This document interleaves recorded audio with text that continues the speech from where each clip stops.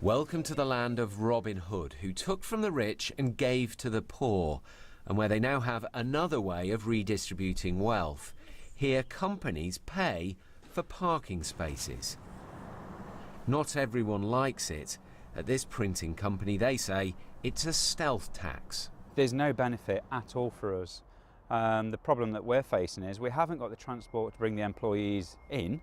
The actual traffic on the road hasn't decreased at all in any way, shape or form that's coming in or leaving. And it's the cost, it's the sheer cost. Since 2012, here in Nottingham, companies with over 11 parking spaces have had to pay. At the moment, that's £417 per parking space per year. And the money is reinvested back into public transport. It's helped pay for cycling schemes and improvements at the train station. And it's also helped pay for the tram, which is very popular.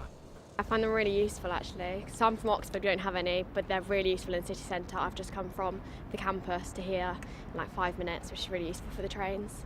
Brilliant, absolutely. I mean, we live in Compton Acres and we're 5 minutes to the tram and 10 minutes into town, so we absolutely love it.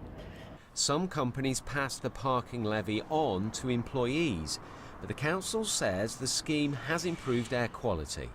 I think if we hadn't brought it in 10 years ago, the whole city centre would have been gridlocked because we wouldn't have had the tram.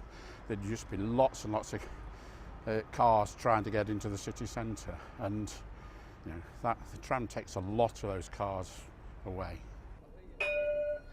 Supporters of the levy say this scheme has helped to reduce congestion, and bus and tram use per head is the highest here outside of London, and now councils across the southeast and the capital are looking at this scheme to see if they can copy it.